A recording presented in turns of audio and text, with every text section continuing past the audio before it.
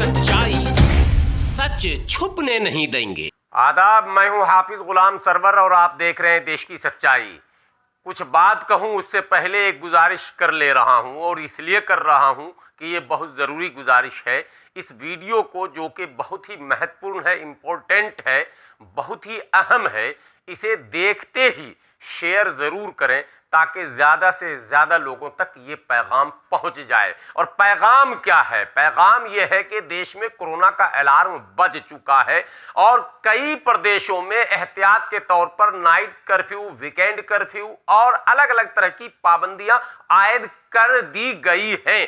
सूत्र ये बताते हैं कि जो सेहत का महकमा है, जो स्वास्थ्य विभाग है, उसकी मीटिंगें लगातार चल रही है और WHO के गाइडलाइन सामने आते जा रहे हैं और ये भय बना ही हुआ है कि कभी भी लॉकडाउन का ऐलान भी हो सकता है और राष्ट्रीय लॉकडाउन भी हो सकता है, या फिर किसी प्रांत में जहां के कुछ केसेस ज्यादा आएंगे वहां पहले लॉकडाउन का ऐलान कर दिया जाएगा। ये संभावनाएं बनी हुई हैं, इसको अभी नकारा नहीं जा रहा है। लेकिन इस बीच जो सबसे बड़ा डर है, जो एक ऐसा खौफ जिसको कोई नहीं नकार सकता, वो खौफ ये है कि कल जब जुमा की नमाज पढ़ने मुसलमान जमा होंगे तो हस्ब दस्तूर जो आदत है वो ये है कि नहाए धोए, वजू बनाए और मस्जिद की तरफ चल दिए। लेकिन जनाब ऐसा हरगिज न करेंगे। कल जब जुमा की नमाज पढ़ने आप जाएंगे तो सबसे पहले नहाने धोने और वजू बनाने के बाद चेहरे को साफ करते ही मास्क जरूर लगा लेंगे, क्योंकि कल सरकार की खुफिया एजेंसी मस्जिदों पर ड्यूटी पर लगने वाली है और तमाम मुसलमानों पर निगरानी रखी जा रही है। यदि मस्जिदों में बगैर मास्क के आपने भीड़ को जमा किया तो कोरोना बम को फिर लौटा कर याद है कि भूल गए। जी हां, मरकज निजामुद्दीन से शुरू जो हुई थी कहानी, वो कहानी नहीं हुई है अभी पुरानी, जहां बड़े बड़े धुरंधर जेल की सलाखों में डाल दिए गए थे और जहां मुसलमानों को पूरे मुल्क में शक की निगाह से देखा जाना शुरू कर दिया गया था और जहां कोरोना फैलाने का पूरा जिम्मा मुसलमानों के सर पर मढ़ दिया गया था सरकार के द्वारा।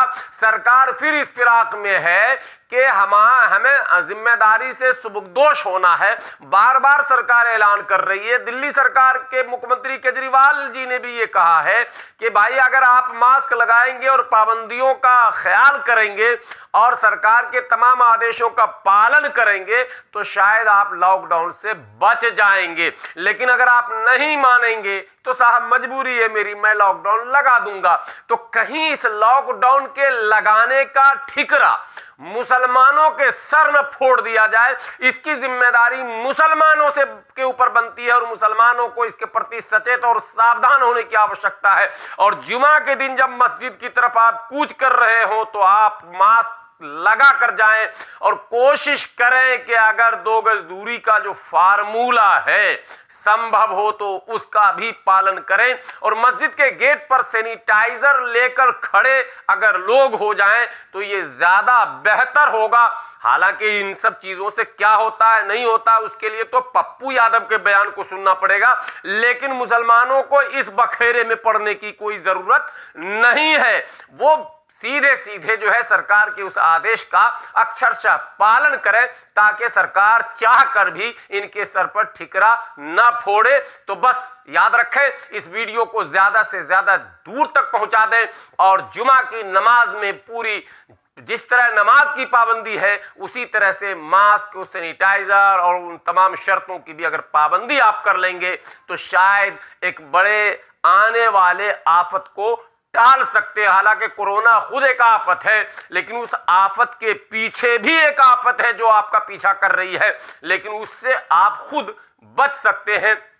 तो बस आपके इस थोड़ी सी सावधानी से मुल्क की फिजा को ना बिगाड़ा जाए, इसमें मदद मिल जाएगी, क्योंकि फिजा को बिगाड़ने में ना केवल कुछ तंजीमें लगी हैं बल्कि कुछ एजेंसियां भी लगी हैं और अभी 5 राज्यों में चुनाव होना है। कहीं ऐसा ना हो कि घुमा फिरा कर मामले को फिर वहीं पहुंचा दिया जाए। तो आप सावधान रहें, सचेत रहें, होशियार रहें, खबरदार रहें। और मुल्क के एक जिम्मेदार नागरिक बनकर दिखा दें और किसी के बहाने ढूंढने पर भी आप उनको मौका न दें। इसी में हमारी, आपकी, मुल्क की, समाज की, सबकी भलाई है। बने रहें देश की सच्चाई के साथ, और भी इसी तरह के अपडेट के साथ मैं हाजिर होता रहूंगा। जाते जाते एक विनती, एक गुजारिश, अगर अब तक आपने देश की सच्चाई चैनल को सब्सक्राइब नहीं किया है तो प्लीज इसे सब्सक्राइब जरूर कर लें।